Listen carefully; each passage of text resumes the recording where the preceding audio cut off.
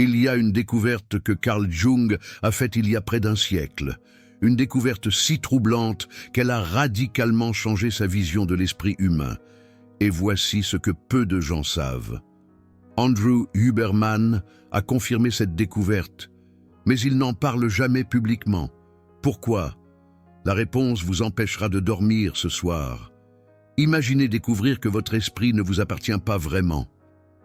Il y a quelque chose qui opère dans votre tête, prenant des décisions à votre place. Quelque chose que vous n'avez jamais soupçonné.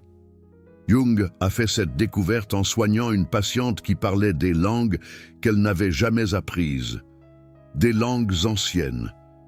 Parfaitement. Elle ne simulait pas. Les tests neurologiques l'ont confirmé.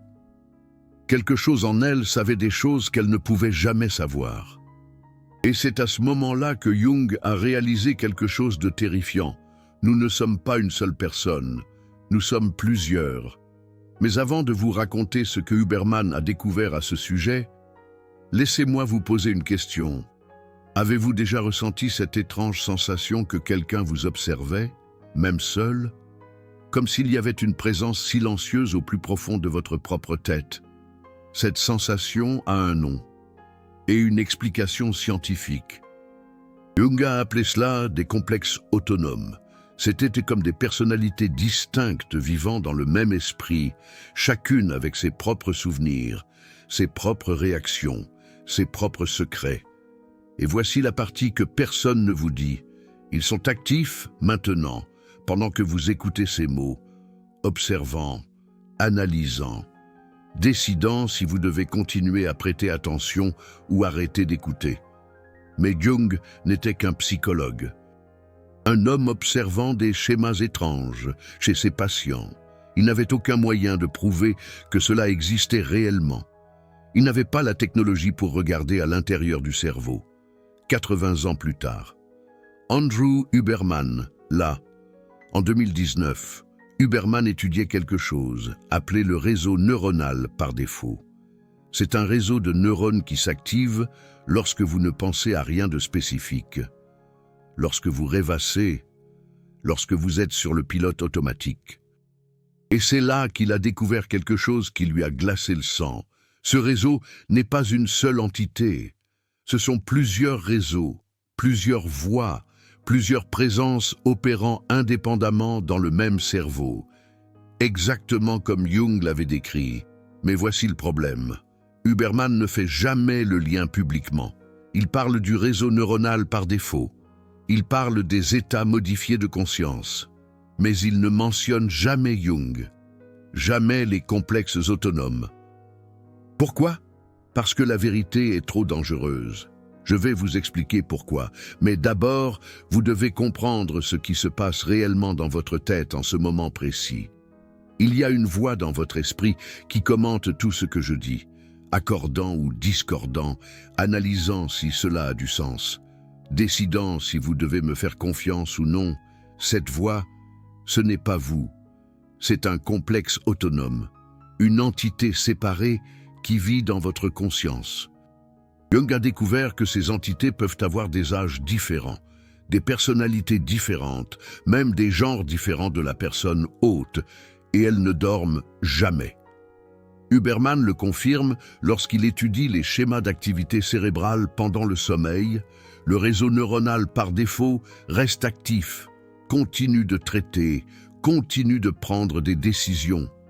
Même lorsque vous êtes complètement inconscient, c'est comme s'il y avait une deuxième personne en vous qui ne cesse jamais de travailler, mais cela devient encore plus étrange.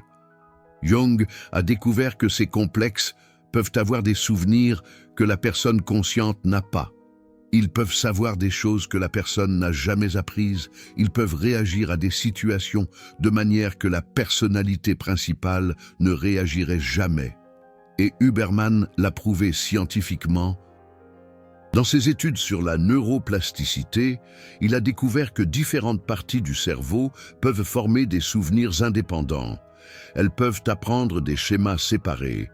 Elles peuvent développer des réponses automatiques que l'esprit conscient n'a jamais autorisées.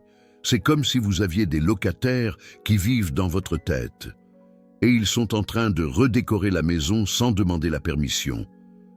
Mais voici la partie la plus troublante.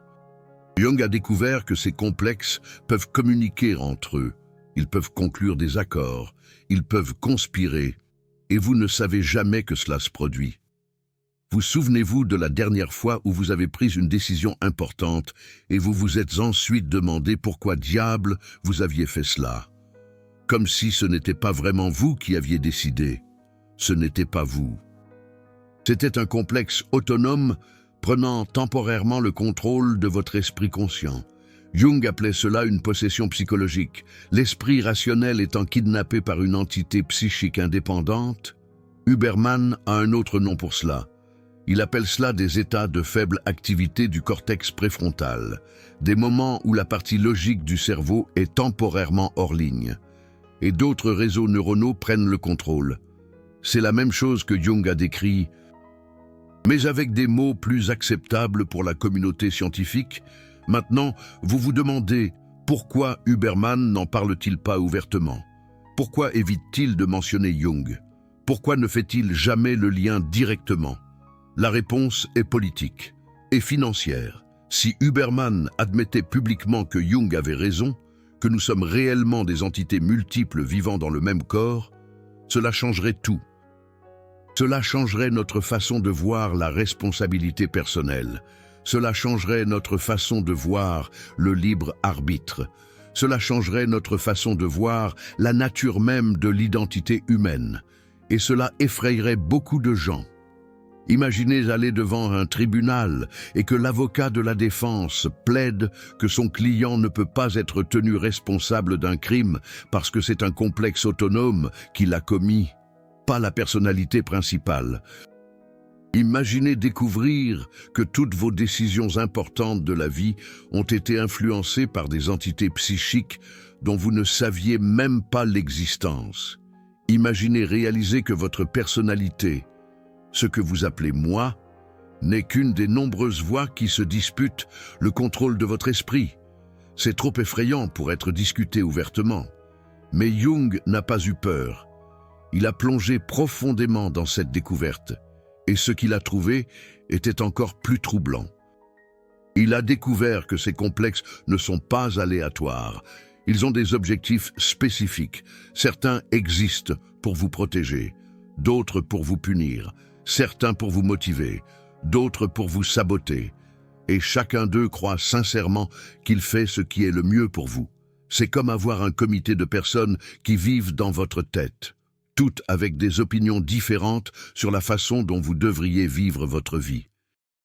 Et toutes se battant pour le droit de parler à travers votre bouche.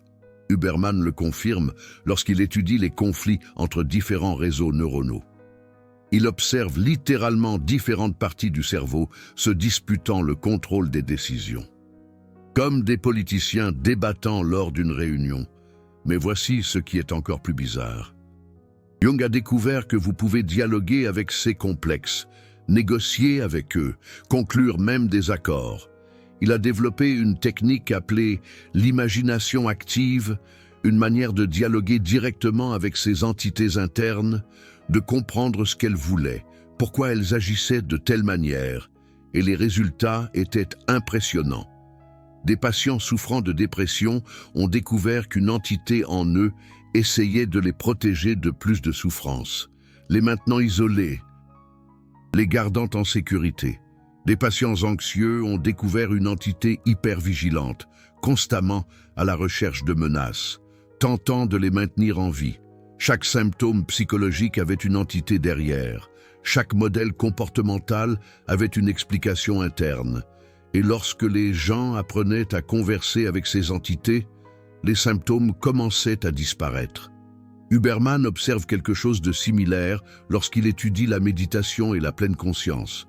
Il remarque que les personnes qui développent une conscience métacognitive, la capacité d'observer leurs propres pensées, commencent à percevoir ces différentes voix internes. Et lorsque cela arrive, elles gagnent plus de contrôle sur leur vie. C'est comme si la conscience était un chef d'orchestre essayant de coordonner une orchestration de musiciens rebelles.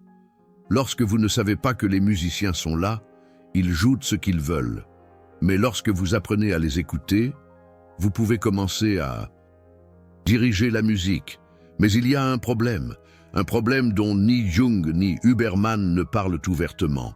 Et si ces complexes autonomes n'étaient pas seulement des produits de votre esprit, et s'ils étaient quelque chose de plus? Jung le soupçonnait. Dans ses écrits privés, il suggérait que certains complexes semblaient posséder des connaissances transcendant l'expérience individuelle, comme s'ils étaient des entités externes qui, d'une manière ou d'une autre, se seraient attachées à la psyché humaine. Il n'a jamais publié ces théories. Elles étaient trop radicales, trop dangereuses. Mais Huberman a trouvé des preuves qui étaient cette possibilité. Dans ses études sur les psychédéliques et les états modifiés de conscience, il a observé que les personnes rapportent constamment un contact avec des entités indépendantes. Des êtres qui semblent avoir leurs propres agendas, leur propre personnalité, leurs propres connaissances. Et ces entités ressemblent souvent aux complexes autonomes que Jung a décrits. La différence est que Jung a trouvé ces entités dans la psyché de personnes normales. Huberman ne les trouve que lorsque les gens sont dans des états modifiés de conscience. Mais et si la différence ne portait pas sur l'état de conscience? Et si elle portait sur la capacité de percevoir ce qui a toujours été là? Et si ces complexes autonomes étaient réellement des entités indépendantes qui coexistent avec nous, qui vivent dans notre esprit comme des locataires, n'ayant jamais signé de contrat de location? Cette possibilité change tout, parce que si c'est vrai, alors nous ne sommes jamais vraiment seuls. Il y a toujours quelqu'un ou quelque chose qui observe, qui écoute, qui influence, et peut-être, juste peut-être, c'est pour cela que Huberman ne parle jamais de Jung publiquement, parce que connecter ces points mènerait à des questions auxquelles la science n'est pas encore prête à répondre, des questions sur la nature de la conscience, sur les limites de l'individualité, sur ce que signifie réellement être humain. Mais il y a quelque chose d'encore plus profond ici, quelque chose que Jung a découvert et que Huberman confirme indirectement tous les jours. Ces complexes autonomes, ils ne sont pas seulement des observateurs passifs de votre vie, ils sont des participants actifs. Ils influencent vos émotions, vos décisions, vos relations, et ils ont leur propre agenda. Jung a découvert que différents complexes peuvent avoir des objectifs conflictuels. L'un peut vouloir que vous réussissiez, l'autre peut vouloir que vous échouiez, l'un peut vouloir que vous vous rapprochiez des gens, l'autre peut vouloir que vous vous isoliez. C'est comme avoir un conseil d'administration dans votre tête, et ils ne s'accordent jamais sur rien. Huberman observe cela lorsqu'il étudie les conflits neuronaux internes. Il voit littéralement différentes parties du cerveau tirant la personne dans des directions opposées, comme s'il y avait une guerre, aussi vile dans l'esprit. Et la plupart des gens ne se rendent jamais compte que cette guerre a lieu. Elles ressentent seulement les effets, l'indécision, l'autosabotage, la sensation de lutter contre soi-même. Mais lorsque vous comprenez qu'il existe un complexe autonome travaillant contre vos objectifs conscients, tout commence à avoir un sens. Cette voix dans votre tête qui vous dit que vous n'êtes pas assez bien, c'est un complexe autonome. Cette compulsion inexplicable à procrastiner lorsque vous avez quelque chose d'important à faire, c'est un complexe autonome. Cette tendance à vous saboter lorsque les choses vont trop bien, c'est un complexe autonome. Et ils ne font pas ça pour vous faire du mal. Ils croient sincèrement qu'ils vous protègent de quelque chose de pire. Le complexe qui vous fait procrastiner peut essayer de vous protéger de la peur de l'échec. Le complexe qui vous sabote peut essayer de vous protéger de la douleur de perdre quelque chose d'important. Chaque comportement autodestructeur a une intention protectrice derrière. Jung a compris cela. Et il a développé des manières de négocier avec ces complexes, de comprendre leurs préoccupations, de trouver des alternatives pour obtenir la protection qu'ils essayaient d'offrir. Et lorsque cela arrivait, les comportements autodestructeurs disparaissaient simplement. Huberman confirme cela lorsqu'il étudie la neuroplasticité et le changement comportemental. Il observe que les changements les plus durables se produisent lorsque les gens parviennent à comprendre la fonction adaptative derrière les comportements qu'ils veulent changer. Lorsque vous comprenez que votre cerveau fait quelque chose pour une raison spécifique, vous pouvez travailler avec lui pour trouver une meilleure solution. C'est exactement ce que Jung faisait avec les complexes autonomes. Mais voici où les choses deviennent vraiment intéressantes. Jung a découvert que certains complexes autonomes possédaient des connaissances que la personne consciente ne possédait pas, pouvaient résoudre des problèmes que l'esprit rationnel ne pouvait pas résoudre, pouvaient avoir des idées qui transcendaient l'éducation formelle de la personne. C'était comme s'il y avait d'autres intelligences opérant dans le même esprit. Huberman trouve des preuves de cela lorsqu'il étudie l'intuition et la créativité. Il observe que les meilleures solutions émergent souvent de réseaux neuronaux qui fonctionnent en dessous du seuil de conscience, comme s'il existait une intelligence parallèle traitant les informations indépendamment. C'est le phénomène que vous avez déjà vécu.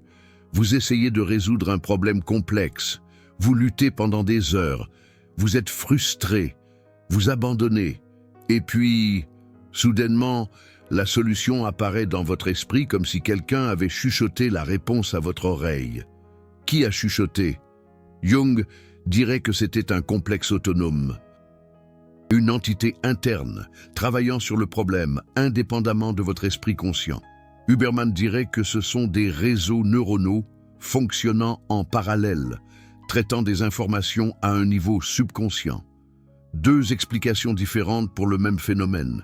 Mais il existe une différence cruciale entre ces deux perspectives. Jung croyait que vous pouviez développer une relation consciente avec ces complexes, apprendre à accéder à leur sagesse de manière délibérée. Huberman se concentre davantage sur l'optimisation des conditions pour que ces processus subconscients fonctionnent mieux.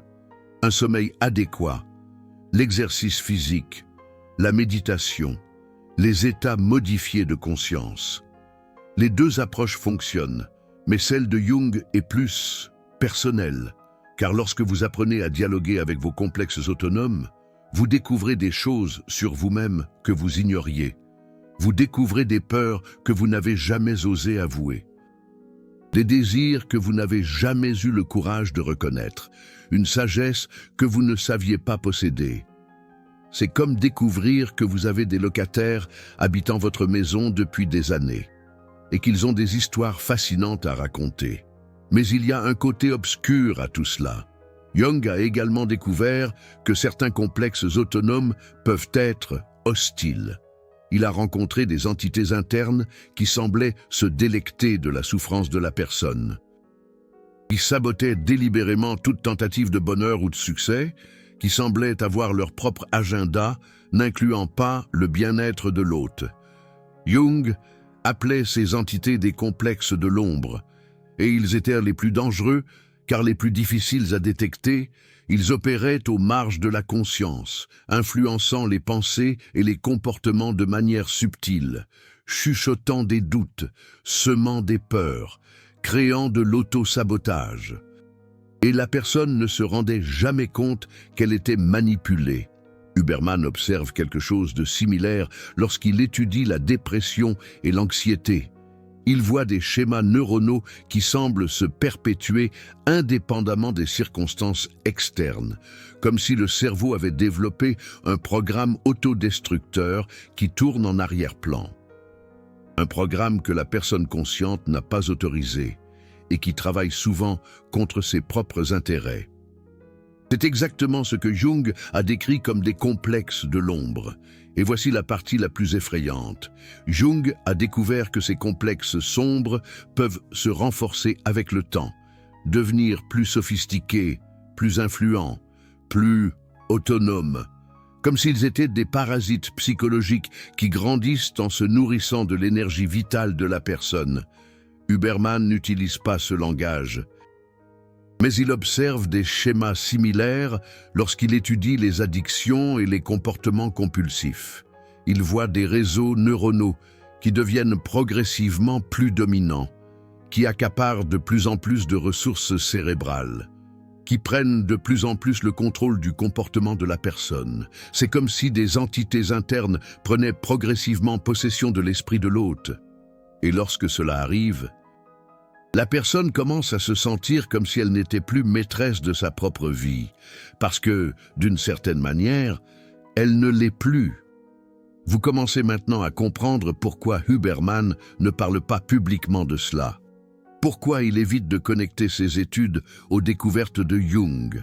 Car admettre que nous pouvons être littéralement possédés par des entités psychiques internes, que notre esprit peut être détourné par des programmes que nous n'avons pas autorisés. Cela changerait fondamentalement notre perception de la responsabilité personnelle. Si vous n'êtes pas vraiment maître de vos décisions, s'il existe d'autres entités qui influencent vos pensées et vos comportements, alors qui est réellement responsable de vos actions? C'est une question à laquelle notre société n'est pas prête à répondre. Mais Jung n'avait pas peur de cette question. Il a plongé profondément dans l'exploration de ces complexes autonomes. Et ce qu'il a découvert était à la fois terrifiant et libérateur. Il a découvert que même si nous pouvons être influencés par ces entités internes, nous ne sommes pas complètement impuissants face à elles. Il existe un moyen de reprendre le contrôle. Mais cela exige quelque chose que la plupart des gens ne sont pas disposés à faire. Cela exige que vous acceptiez une vérité qui va à l'encontre de tout ce qu'on vous a enseigné sur qui vous êtes. Cela exige que vous abandonniez l'illusion que vous êtes une personne unique et intégrée. Cela exige que vous reconnaissiez que vous êtes, en réalité, une confédération d'entités internes se disputant le contrôle. Et une fois que vous acceptez cette vérité, vous pouvez commencer à travailler avec elle au lieu de les combattre. Jung appelait cela l'individuation, le processus de prise de conscience de tous les aspects de votre psyché, y compris ceux que vous préférez ignorer. Huberman a un nom différent pour cela. Il appelle cela la métacognition, la capacité d'observer ses propres processus mentaux, de prendre conscience des schémas automatiques qui régissent votre comportement. C'est la même chose, des mots différents pour le même processus transformateur, mais voici où cela devient intéressant. Jung a découvert que vous ne pouvez pas simplement combattre ces complexes autonomes. Vous ne pouvez pas essayer de les éliminer ou de les supprimer, car ils sont plus intelligents que vous ne le pensez. Ils savent comment se cacher, comment opérer aux marges de votre conscience, comment influencer vos pensées sans que vous vous en rendiez compte.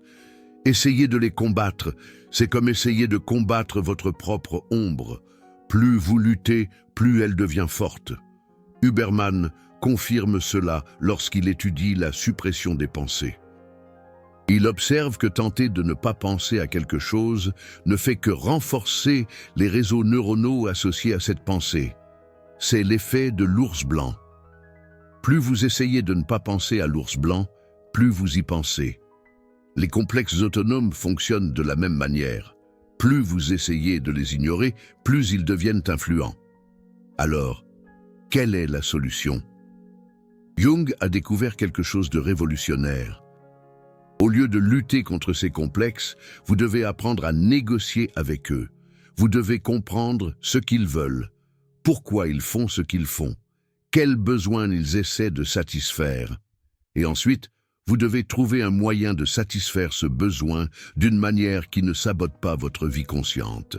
C'est comme faire de la diplomatie interne, comme être un médiateur entre différentes factions de votre propre esprit. Mais comment faites-vous exactement cela? Jung a développé une technique spécifique, et Huberman, sans mentionner Jung, confirme que cette technique fonctionne grâce à ses recherches sur la neuroplasticité. La technique s'appelle l'imagination active, et c'est l'une des découvertes les plus importantes de la psychologie que presque personne ne connaît. Cela fonctionne comme ceci. Vous entrez dans un état méditatif, pas complètement détendu, mais pas non plus complètement alerte. Jung appelait cela l'état crépusculaire de la conscience. C'est l'état entre être éveillé et endormi. Huberman explore cet état précis lorsqu'il étudie la créativité et l'intuition. Il a découvert que c'est dans cet état particulier de conscience que le réseau neuronal, par défaut, est le plus actif. C'est à ce moment que les complexes autonomes deviennent plus accessibles. Dans cet état, vous laissez des images spontanées émerger dans votre esprit. Vous n'essayez pas de les contrôler, vous n'essayez pas de les diriger, vous observez simplement ce qui surgit. Et ensuite, vous interagissez avec ces images, comme si c'étaient des personnes réelles. Cela semble fou. Jung pensait qu'il était peut-être en train de devenir fou lorsqu'il a commencé à faire cela, mais les résultats étaient incontestables. Les complexes autonomes ont commencé à se révéler. Ils ont commencé à parler. Ils ont commencé à expliquer leurs motivations. Et une fois que Jung a compris ce qu'il voulait, il a pu commencer à travailler avec eux. Huberman observe quelque chose de similaire lorsqu'il étudie les états modifiés de conscience induits par les psychédéliques. Les personnes rapportent systématiquement des conversations avec des entités internes, des entités qui offrent des intuitions, qui expliquent des schémas comportementaux, qui suggèrent des solutions à des problèmes psychologiques. La différence, c'est que Jung pouvait accéder à ces entités sans substance, uniquement par l'imagination active, et il a enseigné cette technique à ses patients. Les résultats étaient extraordinaires. Une femme souffrant de dépression chronique a découvert un complexe autonome qu'elle a visualisé comme une enfant triste cachée dans un sous-sol sombre. Lorsqu'elle a demandé à l'enfant pourquoi elle était triste, l'enfant a expliqué qu'elle essayait de la protéger de nouvelles déceptions en la maintenant isolée du monde. Par le dialogue avec cet enfant intérieur, la femme a réussi à négocier une nouvelle forme de protection, une forme qui ne nécessitait pas un isolement total, et la dépression a commencé à se dissiper. Un homme qui luttait contre des addictions a découvert un complexe qu'il a visualisé comme un gardien féroce à la porte de son esprit. Le gardien a expliqué qu'il essayait de le protéger de la douleur émotionnelle par l'anesthésie chimique. Lorsque l'homme a réussi à montrer au gardien des moyens alternatifs de gérer la douleur émotionnelle, l'addiction a perdu sa force compulsive. Cas après cas, Jung a observé le même schéma. Lorsque les gens apprenaient à dialoguer avec leurs complexes autonomes, les symptômes psychologiques commençaient à disparaître naturellement. Huberman confirme ces résultats lorsqu'il étudie les thérapies axées sur la compassion et l'acceptation de soi. Il observe que les approches qui travaillent avec les symptômes plutôt que contre eux ont tendance à être plus efficaces à long terme. C'est exactement ce que Jung faisait. Travailler avec les complexes au lieu de les combattre. Mais il existe un aspect encore plus profond de la découverte de Jung, quelque chose qu'il appelait la fonction transcendante.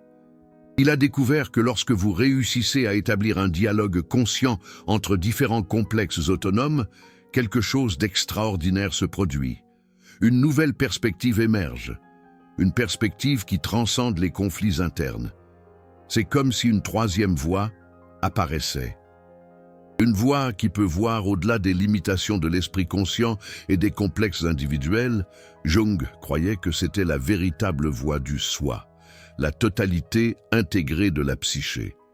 La personne que vous pourriez devenir si vous réussissiez à harmoniser toutes les différentes facettes de votre esprit. Huberman trouve des preuves neurologiques de cela lorsqu'il étudie les états de flow et les expériences transcendantes. Il observe des schémas uniques d'activité cérébrale où différents réseaux neuronaux commencent à se synchroniser, comme si différents musiciens d'un orchestre trouvaient enfin un rythme commun. Et lorsque cela se produit, les gens rapportent une sensation d'unité, de complétude, d'être enfin chez eux dans leur propre esprit. C'est l'individuation que Jung a décrite. le processus de devenir qui vous êtes vraiment grâce à l'intégration consciente de tous les aspects de votre psyché. Mais voici ce qui est vraiment fascinant. Jung a découvert que ce processus ne se produit pas seulement au niveau individuel. Il a observé des schémas similaires dans des cultures entières. Il a commencé à soupçonner qu'il existe des complexes autonomes collectifs, des entités psychiques qui influencent des groupes entiers de personnes, qui façonnent les mouvements sociaux, qui dirigent le cours de l'histoire. Jung appelait cela l'inconscient collectif. Et il croyait qu'il était peuplé d'archétypes, des schémas universels de comportement qui transcendent les cultures individuelles. Huberman trouve des preuves de cela lorsqu'il étudie les neurones miroirs et la contagion émotionnelle. Il observe que les émotions et les comportements peuvent se propager à travers des populations entières, selon des schémas neurologiques spécifiques, comme s'il existait des réseaux neuronaux qui s'étendent au-delà des cerveaux individuels, connectant les esprits par des mécanismes que nous ne comprenons pas encore complètement. C'est une idée radicale, l'idée que notre individualité peut être en partie une illusion, que nous faisons tous partie d'un esprit collectif plus vaste, qui opère par des complexes archétypaux. Et si c'est vrai, alors les implications sont monumentales. Cela signifie que les problèmes que vous rencontrez dans votre vie personnelle peuvent être liés à des schémas qui s'étendent bien au-delà de vous, que vos luttes intérieures peuvent être le reflet de conflits collectifs qui se produisent à une échelle beaucoup plus grande. Jung a observé cela lorsqu'il a étudié les mouvements politiques et religieux. Il a vu comment des archétypes spécifiques pouvaient posséder des populations entières.